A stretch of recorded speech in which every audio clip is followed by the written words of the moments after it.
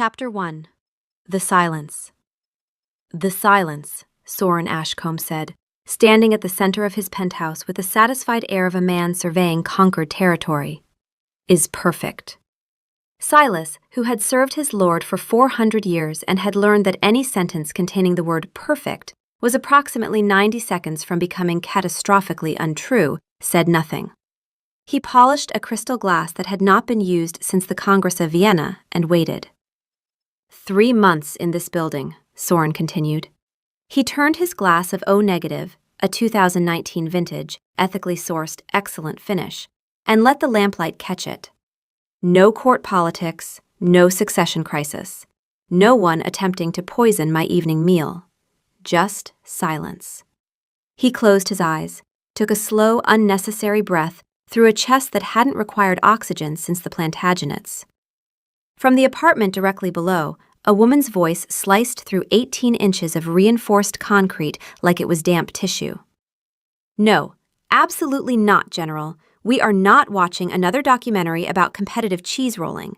I don't care if it's a fascinating look at regional traditions. It's grown men chasing a wheel of dairy down a hill, and frankly, your obsession is concerning. Soren's eyes opened, his head tilted, a movement that, in another creature, might have looked curious. In an 800-year-old predator, it looked like a falcon sighting a particularly loud mouse. The tenant in 11B, Silas observed, without looking up from his polishing. I am aware. She moved in 11 days ago. I am also aware of that. She owns a cat named General Meowdacity. An absurd name, Soren said, which was rich coming from a man who had once named his warhorse Consequence. I had initially believed the general to be a military advisor. The revelation that it was a Maine Coon was, he paused, unwelcome. From below, Clara's voice continued its one-sided negotiation. Fine, 1 episode of the cheese show, then the vampire romance. It's for research. My new client wants a book cover. And before you judge me, you would make an excellent brooding immortal. You've got the staring and the dramatic pauses down. Soren set his glass down. She is designing a cover for a vampire romance. So it would appear, my lord. The genre has done incalculable damage to our reputation. Indeed. The last one I encountered suggested we sparkle. A dark chapter, Silas agreed. Soren walked to the window. The city made noise, it always did, but his hearing, sharpened across centuries, could filter traffic, sirens, the couple in 7A arguing about milk. None of it penetrated. The tenant in 11B penetrated. She is cooking again, he said. Garlic, my lord? The concentration could strip varnish. His gums ached. He did not mention this. And she is singing. The 1990s repertoire? It appears to be Alanis Morissette, performed with conviction. She has conviction in abundance, my lord. She has conviction and no pitch. It is a devastating combination. He took a measured sip of his glass. She also appears to be arguing with her laptop. She has called it a treacherous little gremlin. The laptop has not responded. A wise policy on the laptop's part. And then, the dates. She has another one tonight, Soren said. His tone the carefully neutral register of a man discussing weather patterns he had no personal investment in. Silas reached for his notebook. That would be the 3rd this month. You are keeping count? I am noting a pattern, my lord, as are you. Soren did not dignify this with a response. He listened instead as the front door of 11B opened and a man's voice said something about synergistic brand alignment, a phrase so devastating in its emptiness that Soren felt physical pain. 45 minutes of the date crawled past. Soren, who had not moved from the window, listened to the man explain cryptocurrency, describe his fitness regimen, and share his controversial opinions about oat milk, all without once asking Clara a single question about herself. He has been speaking for 47 minutes, Soren said. He has not asked her name.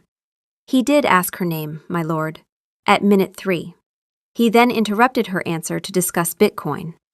Soren's jaw tightened, a ghost memory of muscle tension from a body that no longer produced the adrenaline to justify it. Below, Clara said brightly, "It was really great meeting you." The 5 words that, Soren had learned, signaled the death of an evening. The deadbolt clipped. A dramatic sigh echoed upward. "That's it, General," she said, her voice dropping from performative cheer to exhausted honesty. "I'm done. I am retiring from romance. You and I are going to grow old together in this apartment, eating cereal at midnight and watching true crime until one of us dies or develops a personality disorder. Probably both." The General purred. "Thank you, that's very supportive." Soren turned from the window. "The tenant in 11B," he said, in the tone of a man issuing a building inspection report, "is a structural concern." Silas's pen paused over his notebook. "In what sense, my lord?" "In every sense. Her music is a noise violation, her cooking is a fire hazard, her romantic judgment is a liability to the building's reputation." "The building does not have a reputation, my lord. It is a building." "Every building has a reputation, Silas. This one's is silence. She is compromising it." Silas wrote something in his notebook. Soren did not ask what it was. He was fairly certain it was not complimentary. The next 2 weeks established a routine that Soren would have denied under oath. He did not listen for her alarm clock at 7:42 a.m., 18 minutes after it first went off, because she hit snooze 3 times without fail. He did not track her morning argument with the coffee machine, a device she addressed as if it owed her money. He did not notice that she ate lunch at her desk at 1:15, usually leftovers that smelled questionable, while talking to the General about her clients. He noticed none of these things, because noticing them would imply investment, and Soren Ashcombe was not invested in the daily rituals of a mortal graphic designer. He was monitoring acoustic patterns. For building management purposes. "She has a job interview," he mentioned to Silas on a Tuesday evening, with the casual disinterest of a man reporting a weather forecast. Silas looked up from the accounts. "I see. She is nervous. Her heart rate has been elevated for 40 minutes. She has changed her outfit 4 times. You can hear that? The hangers, Silas. They make a sound." "Of course, my lord." He listened to the interview. He did not mean to. But his hearing was not a faucet he could turn off, and the cheerful chime of the video call connecting cut through his reading of Marcus Aurelius, a book he'd enjoyed far more when the man was alive and slightly less preachy in person. He heard Mr. Davison call her work whimsical. He heard the micro-tremor in her voice as she tried to recover. He heard the 3 most devastating words in the English language, "We'll be in touch," and the 17 seconds of silence that followed. Then the sniffle. Soren stood very still.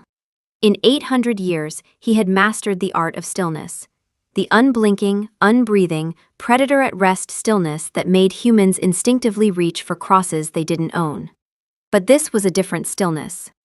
This was the stillness of a man who has accidentally witnessed something private and cannot decide whether the appropriate response is to leave or to burn down the interviewer's office. "Her work is not whimsical," he said, to no one. Silas's pen scratched. "I beg your pardon, my lord?" "I said nothing." "You said her work is not whimsical." That was an observation about general design standards, not a personal assessment. "Of course." Silas wrote something in his notebook. The scratch of the pen was, Soren felt, unnecessarily loud. Below, Clara called Maya. Her voice broke on the second syllable. "I bombed it, Maya. I bombed it so hard they're going to have to invent a new word for how badly I bombed it." Soren walked into his library and selected a book at random. He could not concentrate. The Latins swam. All he could hear was the muffled sound of his downstairs neighbor crying and the low, steady purr of a cat who had been promoted, in Soren's involuntary estimation, from a household pet to a creature of significant emotional utility. He was not invested. This was a building management issue. A tenant in distress affected property value. He would note it in the log. Chapter 2. The Code Compliance. The dripping began on a Thursday. Soren heard it the way a concert pianist hears a single wrong note in a symphony, instantly, viscerally, as a personal affront. A faucet in 11B, leaking at a rate of approximately 1 drop every 4 seconds. He bore it for 6 hours. He tried meditation techniques he had learned from a Tibetan monk in 1647. He tried reading. He tried standing at the window and contemplating the meaninglessness of existence, which usually took at least 3 hours, but tonight felt rushed. At 1 a.m., he called Silas. "I require a plumber." "For the penthouse, my lord?" "For 11B, the faucet. It is a code violation."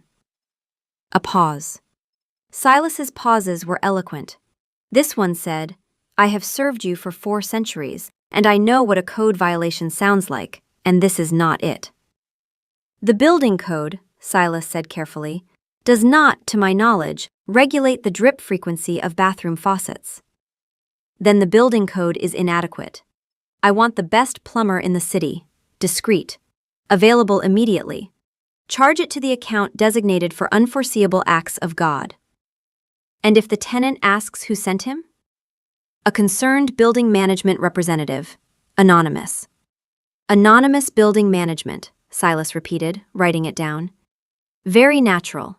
No one will find that suspicious." The plumber arrived at 2:17 a.m. Soren monitored the operation from above with the focused intensity of a general overseeing a special forces extraction. "He is using a seat wrench," Soren murmured. "Bold choice. I would have started with the basin wrench for proper torque on the supply lines." "Your expertise in plumbing is, as always, a revelation, my lord." He is explaining compression fittings to her. She is pretending to understand. From below, Clara's voice, thick with fake comprehension. "So the ferrule is what really makes the magic happen. Got it." Something happened to Soren's face. A brief, involuntary contraction of muscles that, in a living creature, might have been called a smile. In an 800-year-old vampire, it was closer to a seismic event. Silas noted it, said nothing, wrote it down. The dripping stopped. The plumber left. Clara stood in her bathroom, turned the fixed faucet on and off twice, and let out a long, shaky sigh of relief. "Okay," she whispered. "So my upstairs neighbor is either the world's most neurotic insomniac, or he's Batman." Soren considered this comparison. A dark, brooding creature of the night, using immense resources to impose order from the shadows. He found it acceptable. She confronted him the next morning. He was in the lobby, performing his daily routine of checking a mailbox that received no mail, when the elevator opened, and there she was. Paint on her left cheek, coffee in hand, bunny slippers on her feet despite it being 10 a.m. on a weekday. "You," she said, pointing the coffee at him, "you sent the plumber." "I have no idea what you're referring to." He said this with 800 years of diplomatic composure. "Mr. Ashcombe, a plumber showed up at my door at 2 in the morning. He said an anonymous building management representative sent him. You are the only person in this building who talks like a legal document. The building's plumbing infrastructure is a shared concern. A leak in one unit can compromise the structural integrity of..." He brought me a scone. Scones are standard practice for emergency maintenance calls. They are absolutely not. I can show you the building's maintenance protocol if you'd like. Appendix 7, subsection, complimentary baked goods. She stared at him. He stared back. He was very good at staring. He could maintain unblinking eye contact for approximately 45 minutes, a skill that had won him several wars and one very uncomfortable staring contest with a Medici cardinal. "You're weird," she said finally. "But thank you. That drip was going to be the thing that finally broke me. I was one bad night away from trying to fix it myself with a YouTube tutorial and a butter knife." "That would have voided your lease," he said, which was not true, but felt like the kind of thing a building management representative would say. "Right." She took a sip of coffee. "Well, thanks, Batman. I owe you one." She walked away. He stood in the lobby for another 2 minutes, looking at his empty mailbox, aware that Silas was watching from the security monitor upstairs and almost certainly writing something in his notebook. The power outage happened 3 days later. The building went dark without warning. From below, Soren heard a sharp yelp, a string of profanity that would have impressed a 15th-century pirate, a loud thud, and, "My shin! Stupid coffee table! Where are the stupid tiny lavender candles my aunt gave me for Christmas?" Soren moved to the ornate chest in his study. Among cursed daggers and signed first editions, he found the candelabra, a massive Gothic monstrosity of tarnished silver, 7 arms, wax from a century ago still crusted on the stems. Ostentatious. Impractical. Precisely correct. He lit the candles. He had no idea what he looked like. He had not seen his own face since the reign of Henry III, and frankly, this improved his disposition. But he felt appropriate. He knocked on her door. She opened it, phone held up as a failing torch, eyes wide in the dark. "Oh my God, you scared me." "My apologies. I thought you might require a more substantial source of illumination." She looked at the candelabra, then at him, then at the candelabra. "Did you just have that lying around?" "I believe in preparedness. Power outages, leaky faucets, the occasional uprising." A flicker of a smile. "Right, of course." Her phone chimed a low battery warning. The hallway was cold and dark, and his candelabra was the only light for 3 floors. They stood there, separated by a doorframe, and something shifted. The air between them thickened with the particular tension of 2 people who have run out of excuses to not have a real conversation. "So," she said, leaning against the frame, "you're the mysterious penthouse guy who sends plumbers and owns museum-grade candle holders. What's your deal?" "I value quiet," he said, "and properly maintained infrastructure." "Uh-huh. And what do you do? For, like, a living?" "I manage assets." That's the vaguest possible answer. It is also the most accurate. She laughed. It was better than the crying, exponentially. They talked. She sat on the hallway floor, back against her doorframe, and he stood across from her, because sitting on the floor was something he had not done since the 14th century, and he was not about to start. She told him about her impossible clients. One of them wants a logo that tastes like lavender. Those are actual words a grown adult said to me on a video call. A synesthetic brand identity. Ambitious. It's not ambitious, it's unhinged. Last week, a different client asked me to make their dental practice logo more mysterious. It's a dentist, Soren. How mysterious can teeth be? You would be surprised. I have encountered teeth with a great deal of mystery. That's a weird thing to say. I am, as you have noted, weird, she grinned. Then she reached up to adjust the candelabra he was holding. It had tilted, wax dripping toward his hand, and her fingers brushed his wrist. She didn't pull away. The cold registered. She felt it. The slight widening of her eyes said so. His skin was wrong temperature, ice water cold, the cold of marble in a cathedral. But instead of flinching, her fingers stayed. Her thumb settled against the inside of his wrist, resting on the place where, in any other person, a pulse would have been.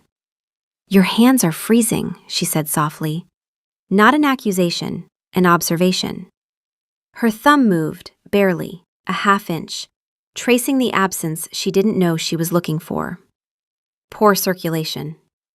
That's not poor circulation. She was looking at her own hand on his wrist, then up at his face. In the candlelight, his skin had a faint luminosity, pale, smooth, lit from within in a way that should have looked wrong, but didn't. The shadows sat sharp on his cheekbones, carved him into something older and more dangerous than a man who managed assets. His eyes were fixed on her, unblinking, and in the warm flicker of the candles, They had gone from gray-blue to something paler, almost silver. "You haven't blinked," she whispered. He blinked, deliberately. A man remembering a human gesture. "You're doing the thing again, the museum exhibit thing." "I am simply attentive." "You're simply," she trailed off. The word she'd been reaching for, creepy, weird, strange, didn't come. Because the hallway felt different. The air had thickened, the way air thickens before a thunderstorm, and she was leaning forward without having decided to lean forward. His cold was pulling her in, not pushing her away. She could smell something underneath the old wax and his expensive coat. Something clean and dark and mineral, like winter stone. She was very close to him now. Close enough to see that his skin was flawless in a way that human skin was not. No pores, no imperfections, a smoothness that was beautiful and faintly terrifying. Close enough to feel the cold radiating from his chest, dropping the temperature between them by degrees. "Clara," he said, very quietly. A warning, though she didn't know of what. "Yeah," she breathed. His hand, the one not holding the candelabra, moved. Rose halfway, as if to touch her face, then stopped. The fingers curled, slowly, deliberately, into a fist at his side. The muscle at his jaw worked once. He took a step back. The distance between them reopened like a wound. She blinked, as if waking up. "Sorry, the candles are making me loopy. Low blood sugar, probably." "Probably," he agreed, and his voice was not steady. She told him about the cheese-rolling documentary, and he informed her, with grave authority, that the Gloucestershire cheese roll was a deeply significant cultural tradition. They talked about travel, and history, and her clients, and the conversation was warm and funny and easy. But underneath it, the shape of the almost moment sat between them like a held breath. "You've been to a cheese rolling?" "I was in the region, in the 1850s, thereabouts." "The 1850s? Of this century," I misspoke. She gave him a look, the particular look of a woman who has detected that something doesn't add up, but is too entertained and too warm from whatever had just passed between them to push. When the power hummed back on, flooding the hallway with fluorescent reality, they both flinched. The candles looked absurd in the harsh light. The hallway was just a hallway again. "Well," she said. Her voice was different, softer. "My hero. I merely provided wax and wicks. Don't undersell it, Batman." She stood, and for a moment she didn't move toward her door. She stood in the ugly fluorescent light and looked at him, and something passed across her face. Not confusion, not suspicion. Want. Specific, startled, inconvenient want. "Good night, Mr. Ashcombe," she said. "Good night, Clara." She went inside. He heard the deadbolt turn. Then, on the other side of the door, the sound of her pressing her back against it and sliding down to sit on the floor. He stood in the hallway, holding the candelabra, listening to her breathe. He returned to his penthouse. The silence, restored, felt different. Louder, somehow. The candelabra still smelled of warm wax and her. Coffee, turpentine, cheap floral shampoo. A combination that should have been unremarkable and was not. "Silas." "My lord?" "Add to the building maintenance log. Power grid assessment required." The outage was unacceptable. Silas opened his notebook. "And the candelabra visit? How shall I categorize that?" "Liability mitigation." "Naturally." He wrote. The pen scratched. "My lord, if I may." "You may not." The building maintenance log now contains 14 entries. 12 of them pertain exclusively to the tenant in 11B. She lives in a structurally vulnerable unit. The unit is identical to every other unit on the 11th floor. Then they are all structurally vulnerable. "Good night, Silas." "Good night, my lord." Soren stood at his window, looking at the city, and categorized the warm, inconvenient feeling in his chest as a maintenance issue. Pending review. Low priority. He was lying, and he knew it. And Silas knew it. And somewhere in the notebook, there was probably a tallied column tracking exactly how many times this week he had lied about it. The number, he suspected, was not small.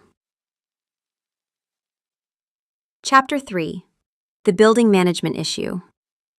3 things happened in the following weeks that Soren categorized, respectively, as a security incident, a strategic investment, and an unforeseeable act of God. The security incident was Derek. Soren knew Derek was trouble the moment he heard the voice at Clara's door. Smooth, confident, the particular baritone of a man accustomed to getting what he wanted without having earned it. Soren had a voice like that himself, but his had been forged in conquest and sharpened across centuries of court politics. Derek sounded like it had been polished in a yoga studio. "Clara, babe, I was in the neighborhood." Soren set down his book, moved to the center of his floor. "Derek." Clara's voice was tight, wary. "What are you doing here?" "I miss you. Remember Aspen? You said you'd never felt so alive. That was before you called my career a cute hobby." "It was a joke, come on. Just let me in. Let's talk." "No."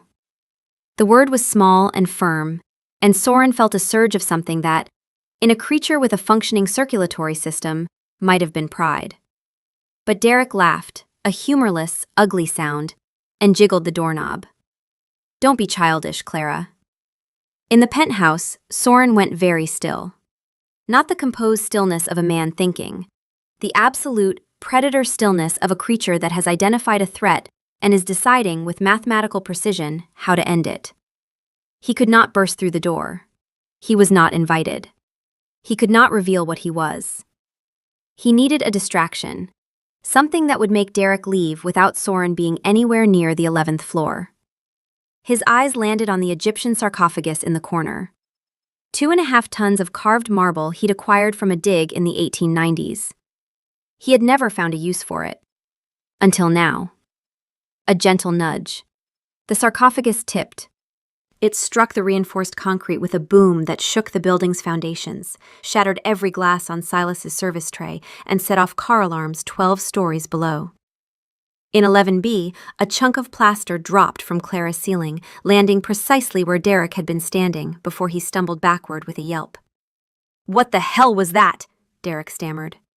Clara, looking up at her ceiling with an expression Soren couldn't see, but could hear in her voice, slow, thoughtful, almost amused, said, "Get out, Derek."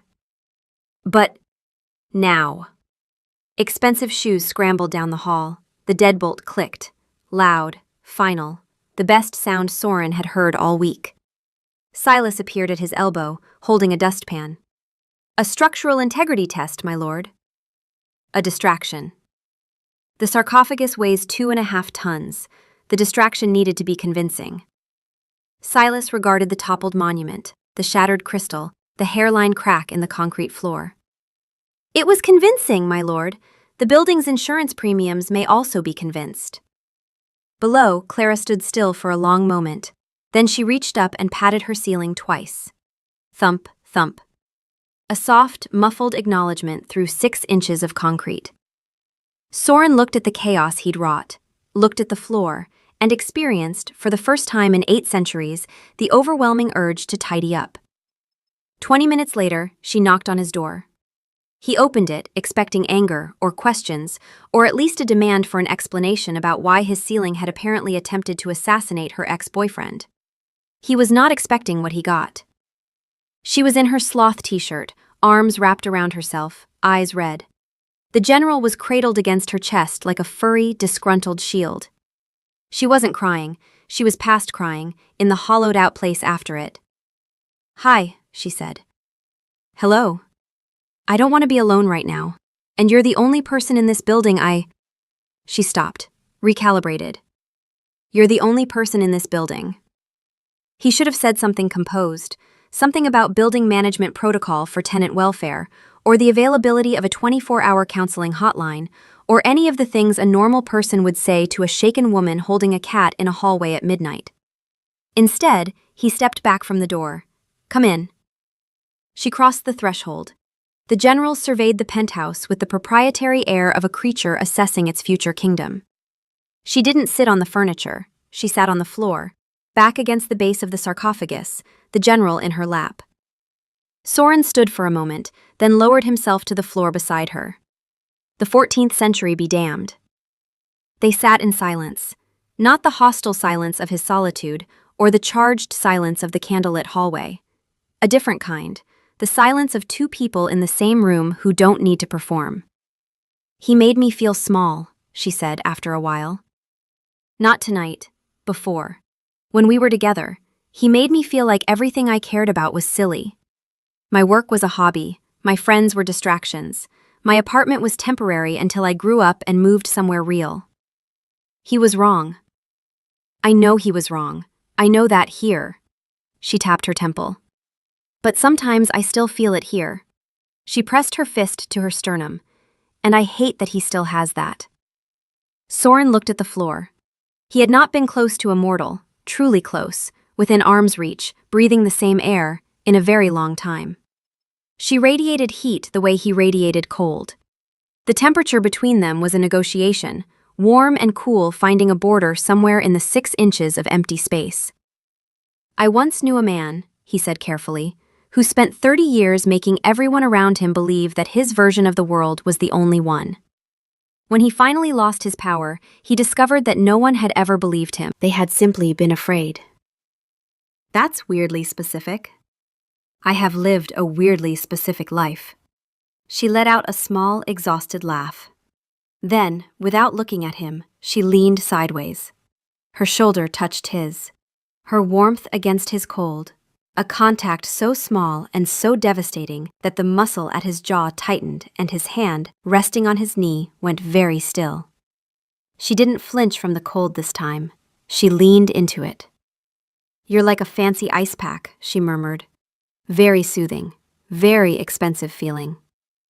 I will add therapeutic temperature regulation to the building's amenities list." "Please don't make this a building management thing." "I would never." They sat like that, shoulder to shoulder, warm and cold, mortal and not, until her breathing slowed and the general began to snore.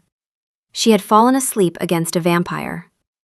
The trust implicit in that act, the vulnerability of unconsciousness beside a predator, landed on Soren like a physical weight. He did not move. He did not breathe.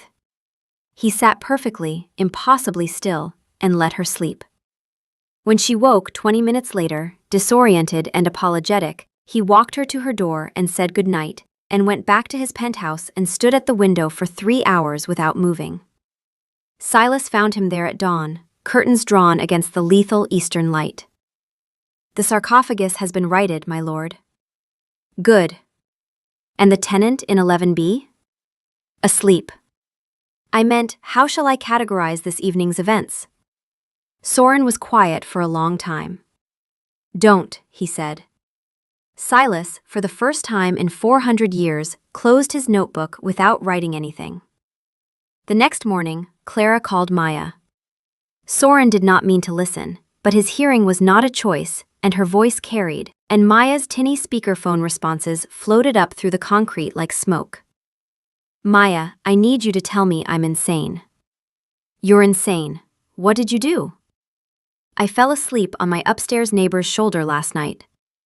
A pause. "The hot one? Batman?" "His name is Soren, and yes. I went to his door after the Derek thing, and he let me sit there.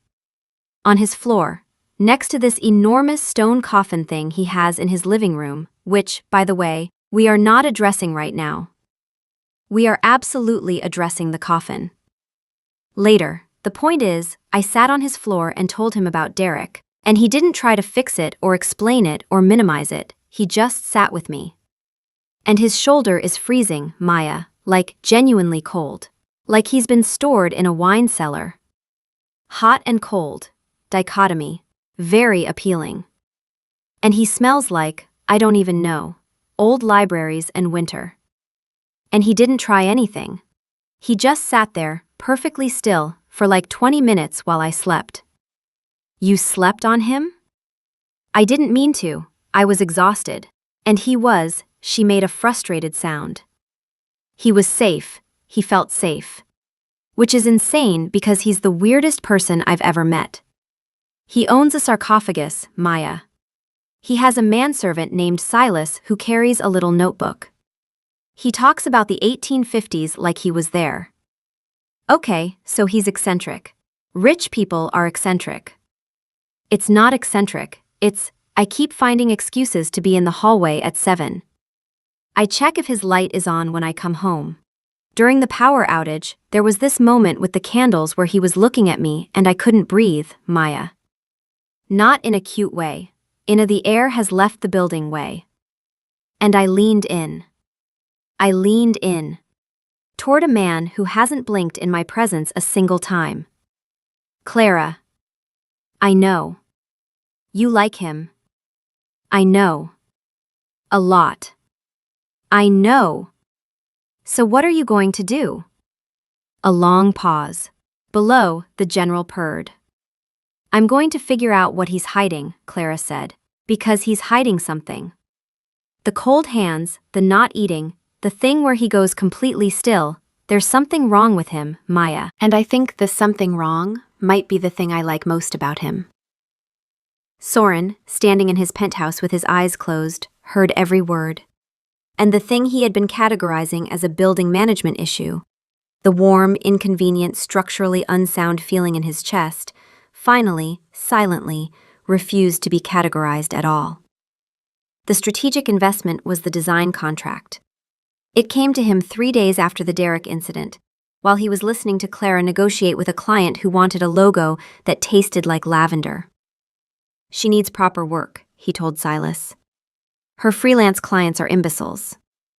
And this is a building management concern because a financially unstable tenant is a flight risk.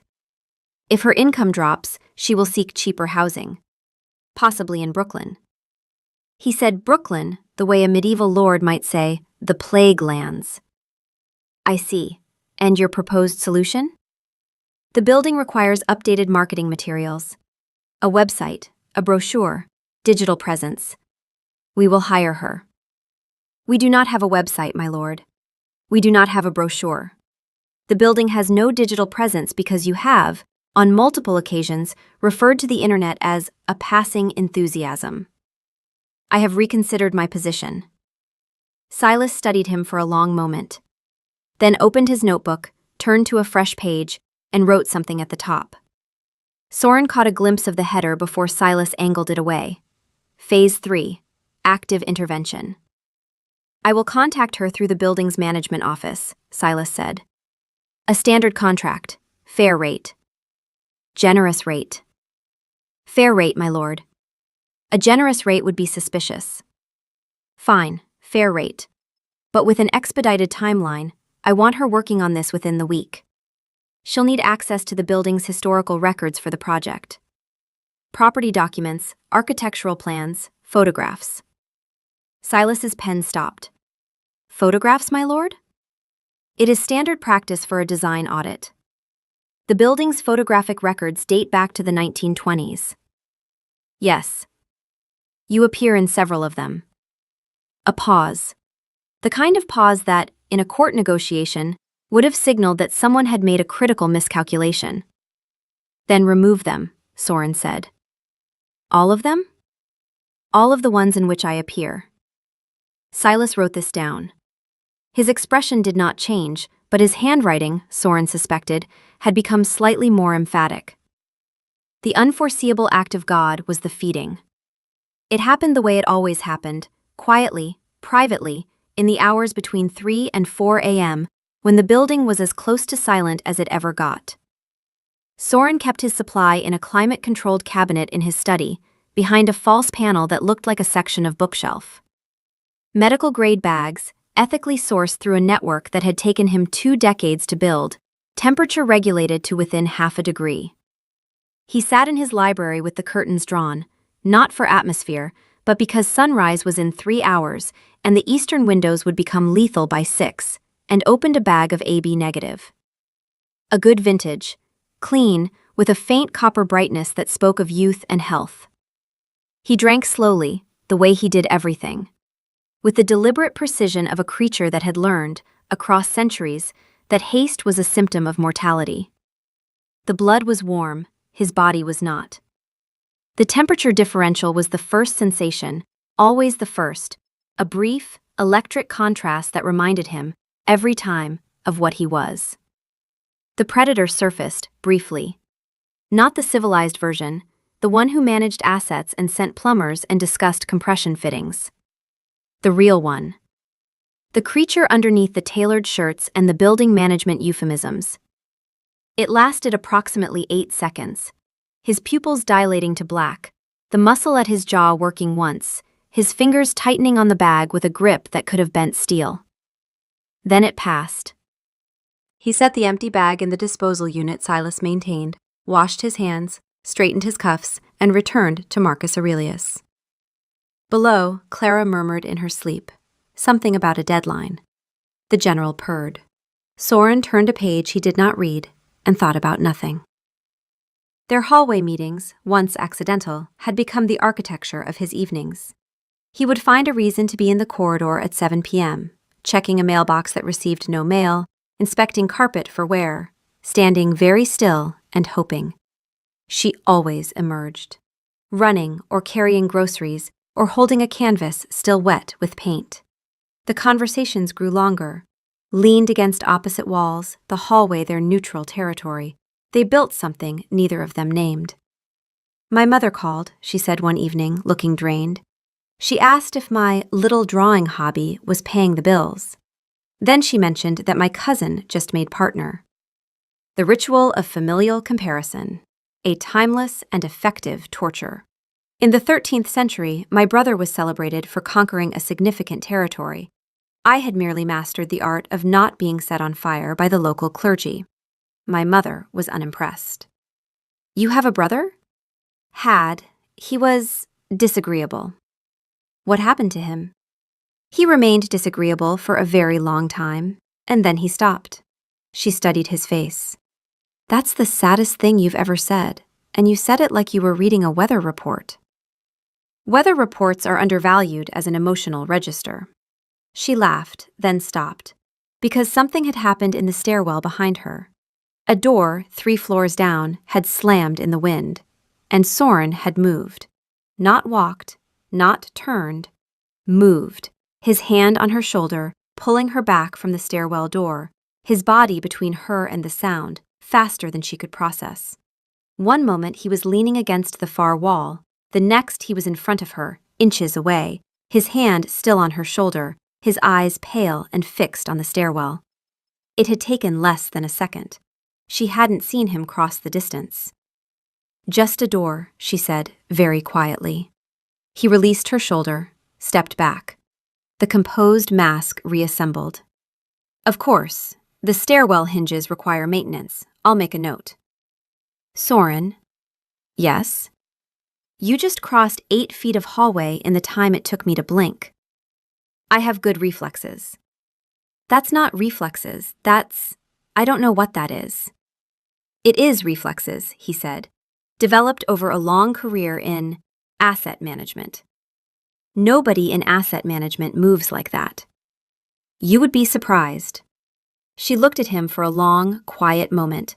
He could hear her heartbeat, faster than usual, but not with fear, with curiosity, with the particular intensity of a woman who has been assembling a puzzle for weeks and just found a piece that doesn't fit any picture she knows. You're very strange, Mr. Ashcombe, she said. So I have been told. I'm going to figure you out. I sincerely hope you do not. She smiled, the slow, warm, dangerous one, and went back inside. He stood in the hallway, listening to her heartbeat return to its resting rhythm, and thought, she is going to figure me out, and I am not going to stop her. Silas. My lord? Add to the building log, stairwell hinge maintenance required. Priority, moderate. And the incident in the hallway? How shall I categorize your intervention? Structural reflex.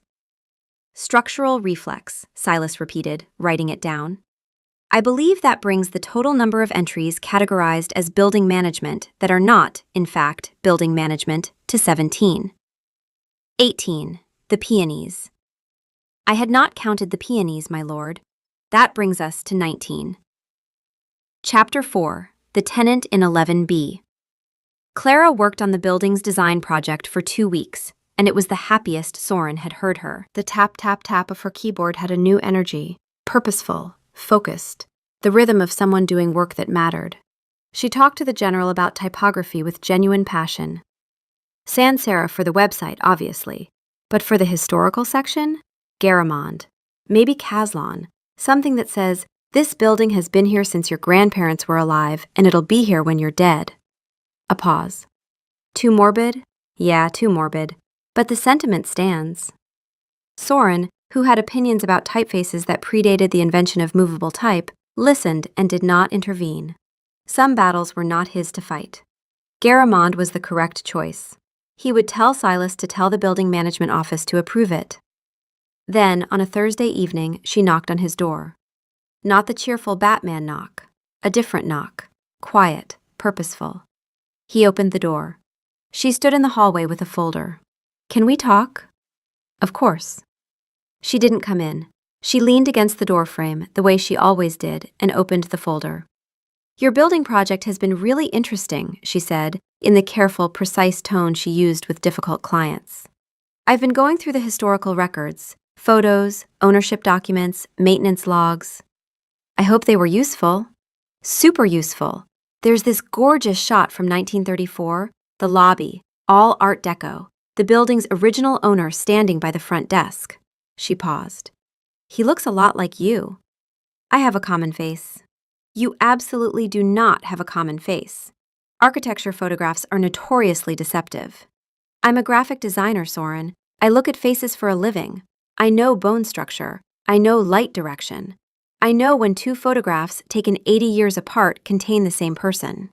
The temperature in the hallway shifted. His body radiated cold with new intensity. Clara rubbed her arms. "You're doing it again," she said. "Doing what?" "The thing where you go still and the air gets cold, like standing next to an open freezer." She pulled out 2 photographs, laid them on the folder between them. Same lobby, same angle, same man, 90 years apart. She looked up at him. "And while we're at it, you never eat. Not once in all our hallway conversations have I seen you with food, coffee, water, anything. During the power outage, I walked past your kitchen. Your fridge was empty. Not bachelor empty, empty, empty. Not even a condiment." "I eat selectively." "You moved 8 feet in a blink last week. Your hands are colder than anyone's hands should be. You haven't aged a day since the 1934 photo. And you can hear a leaky faucet through 18 inches of reinforced concrete from 12 floors up." She closed the folder, held it against her chest like a shield. "So, what are you?"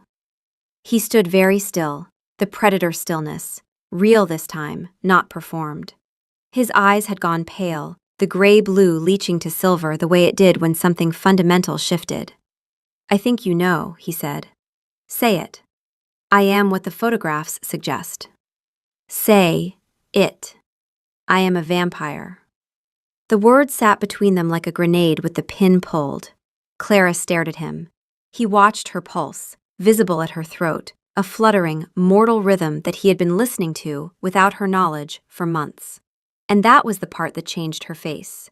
Not the word vampire, not the photographs, not the impossibility of what he was. The pulse. The realization spreading across her features like ice cracking. "You can hear my heartbeat," she said. "Yes." "From upstairs?" "Yes." "You've been hearing it this whole time." He didn't answer. He didn't need to. "The interview," she said, and her voice was shaking now, not with fear, with fury. "When I bombed the interview, you heard me cry." "Clara, the dates, every terrible date. You heard me make small talk with idiots and then cry into ice cream afterward. You heard me talk to my cat about whether I could afford groceries." "I did not intend. You heard me practice my elevator pitch in the mirror. You heard me sing in the shower. You heard me call Maya at 2 in the morning because I was lonely. Her eyes were bright with tears she was not going to let fall. You heard everything. Everything, and you didn't once, not once, think I deserved to know someone was listening.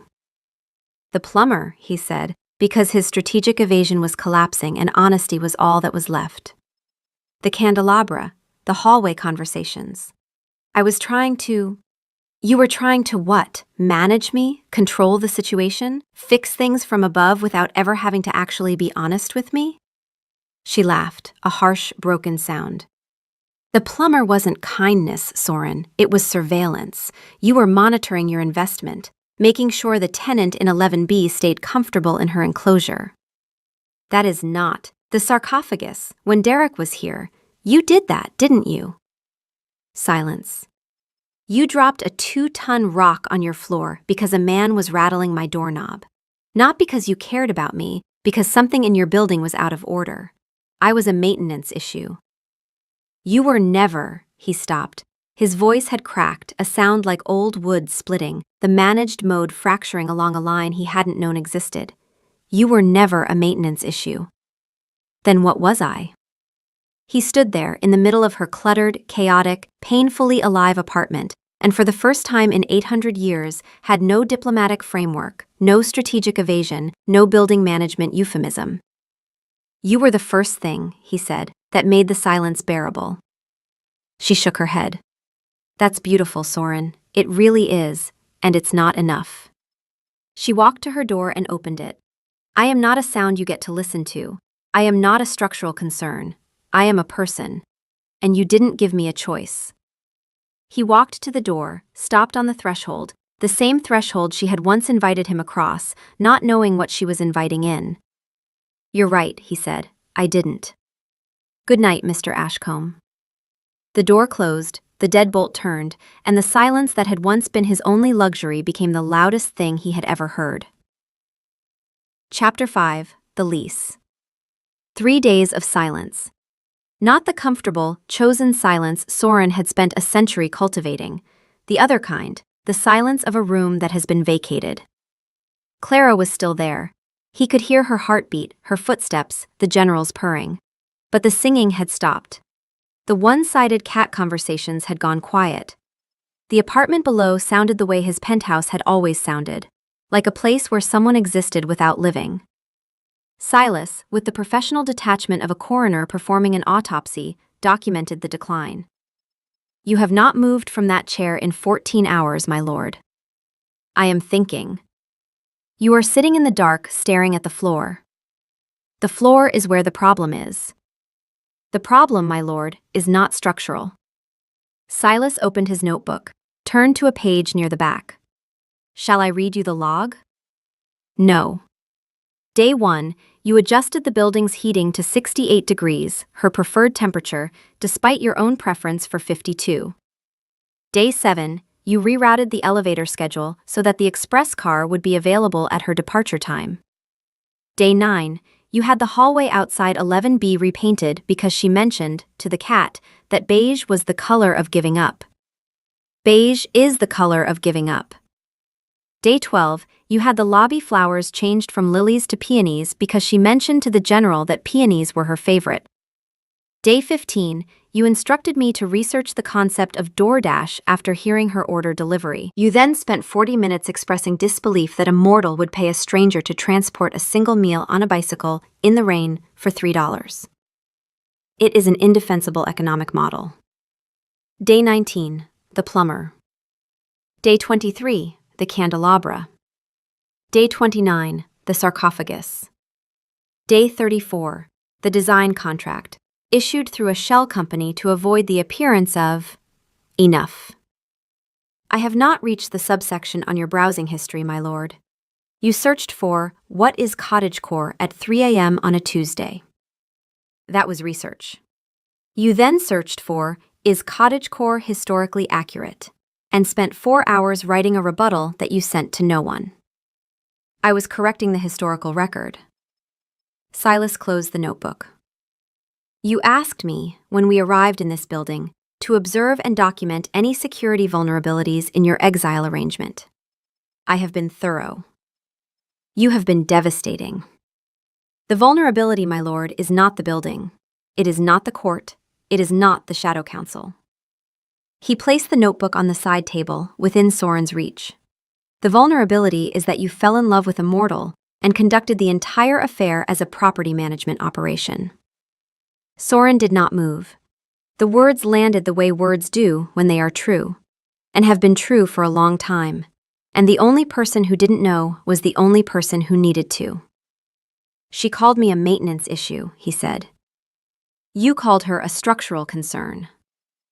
I was being discreet. You were being a coward, my lord, with respect. There was very little respect in that sentence, Silas.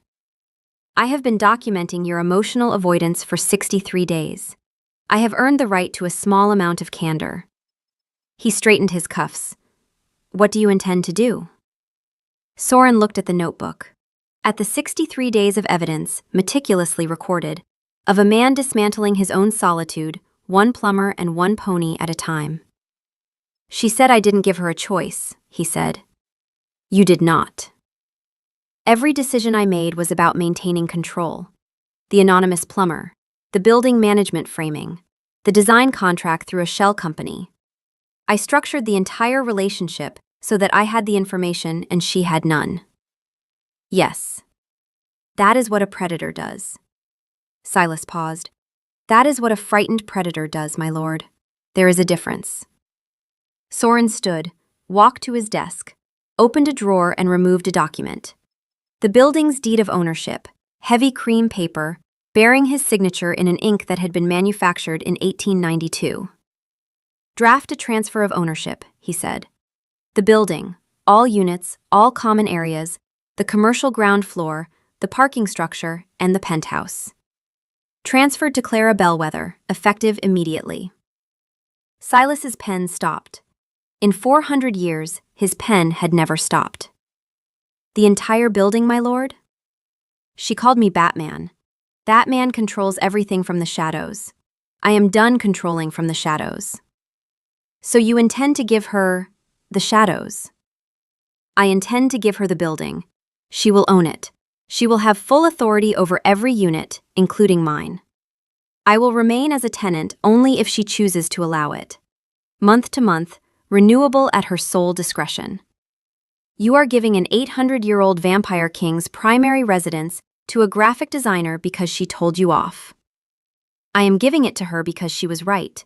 I took her choices away. This gives them back. Silas picked up his pen. He looked at his lord, the vampire who had ruled shadow courts, who had toppled governments, who had survived plagues and wars and the invention of the internet, and saw something he had not seen in 4 centuries of service. Someone who had decided, finally, to be honest. I will have the documents prepared by morning, my lord. Tonight. Tonight, then. The envelope appeared under Clara's door at 6 a.m., slid there by Silas's hand because Soren was, at that hour, standing at the farthest point from the door his penthouse allowed, which happened to be the corner behind the sarcophagus.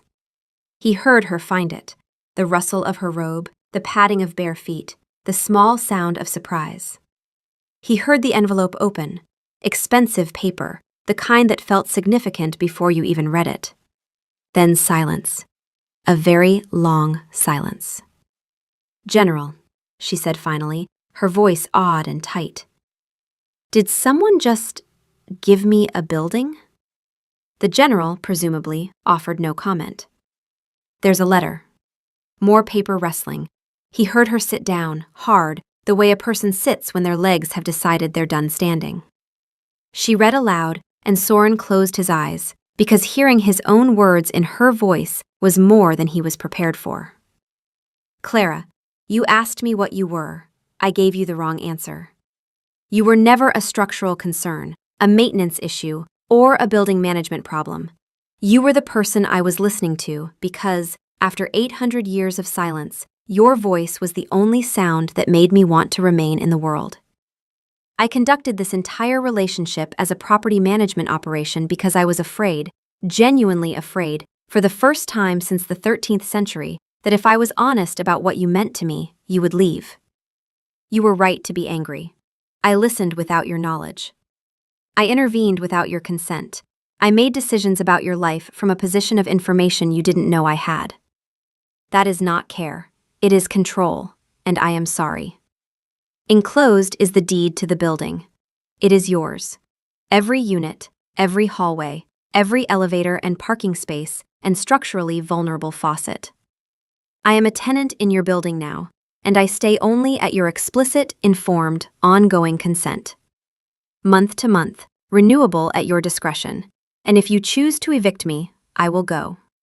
Without argument, without sarcophagus-related incidents, and without listening to your heartbeat from the floor above. I should have given you a choice from the beginning. I am giving you one now. Soren. Silence. Then a sound he couldn't categorize, halfway between a laugh and a sob, the sound a person makes when they have been handed something so absurd and so genuine that their emotional processing system throws an error. He gave me a building, she said to the general. He gave me an entire building because I yelled at him. She called Maya. Of course, she called Maya. Maya, I need you to sit down. It's 7 in the morning, Clara. I'm already sitting. My upstairs neighbor is a vampire. A pause.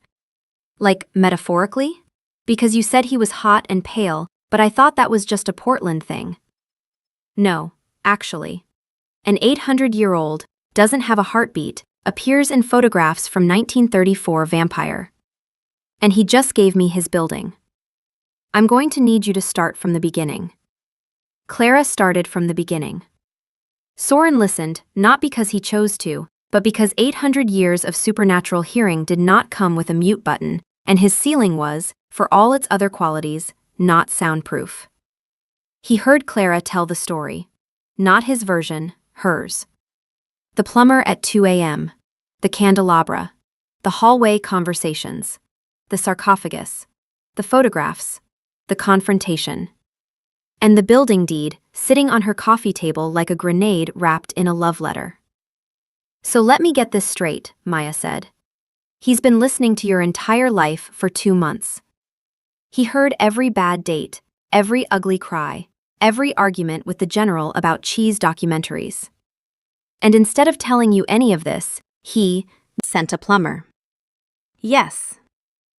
And dropped a sarcophagus on his own floor to scare off your ex. Yes. And now he's given you a building. Yes. A long pause. Clara, I'm going to say something, and I need you to hear it. Okay? That is the most insane, dysfunctional, and oddly romantic thing I have ever heard in my life. And I dated a man who proposed to me in a Costco parking lot. It's not romantic, Maya, it's controlling. He was surveillance operating my life from the ceiling. I hear you, I do. The listening thing is creepy, genuinely. But Clara, he gave you the building. He didn't just apologize, he gave you actual, legal, notarized power over him. That's not a man trying to keep control. That's a man handing you the keys and saying, I trust you to decide. Silence. I'm still mad, Clara said. You should be. He heard me sing in the shower. Unforgivable. He heard me cry after the Davison interview. Also unforgivable. But Clara, did he use any of that against you? Did he ever make you feel small for any of it? No. He sent a plumber. He brought a candelabra. He dropped a sarcophagus. Exactly. He heard you at your worst, and his response every time was, how do I fix this? It was deranged. It was conducted entirely through property management, but it wasn't predatory. You don't know that. You don't know what vampires... I don't know what vampires do, no. But I know what men do when they want to control you. Derek called your career a hobby. This guy restructured a building's entire rent scheme because you failed an interview and he was worried you'd move to Brooklyn. Another silence. Longer this time. I hate that you're making sense, Clara said. I know. It's my worst quality. She came to him at sunset. Soren was standing at his window, the window he always stood at, the one that overlooked the city that had never once asked him to care about it, when he heard her footsteps in the hallway. Not the quick, chaotic stride of her daily routine. Slow, deliberate. The footsteps of a person who has made a decision and is walking toward it. She knocked, not the cheerful knock of the woman who called him Batman, a single, firm knock, a door being opened. He answered. She stood in the hallway in her sloth t-shirt, holding a folder. Looking at him with an expression he had never seen on her face before, calm, serious, and entirely unafraid. "Can I come in?" "You own the building, you don't need to ask."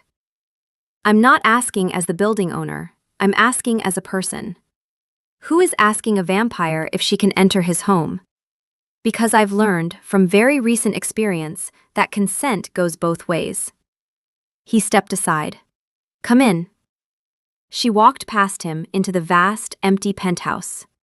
She looked at the sarcophagus, righted now, but still bearing the crack from its dramatic intervention. She looked at the library, the bare walls, the single lamp. "It's still sad in here," she said. "I have had limited motivation to redecorate." She sat on the edge of the sarcophagus. He stood 6 feet away, very still, because he did not know the protocol for this situation, and 800 years of court training had not covered the mortal you fell in love with through the ceiling has returned to discuss terms. "I read the letter 4 times, she said. "Once would have sufficed." 3 of those times were to the general. He had opinions. "I'm sure he did." She opened the folder. Inside was a single sheet of paper, handwritten in her sharp, design-trained lettering. "I have conditions," she said. He inclined his head. "I would expect nothing less. 1. No more listening without my knowledge. If you can hear me, and I understand that you can't turn it off, you tell me what you've heard. Full transparency, no strategic evasion. No building management euphemisms." Agreed. 2. I keep the building. It's not a gesture, it's not temporary. You gave it, I'm keeping it. You pay rent, actual rent, market rate. Agreed. 3. You tell me things, real things. Not, I manage assets. Not, I was in the region in the 1850s thereabouts. I want the truth. Who you are, how old you are, what you've seen, what you eat. She paused. I know what you eat. I assumed you had deduced that. I'm not afraid of it, but I want to understand it. On my terms. Agreed. 4. She looked at him. You let me redesign your apartment. This place is depressing. You've lived here for how long? 3 months.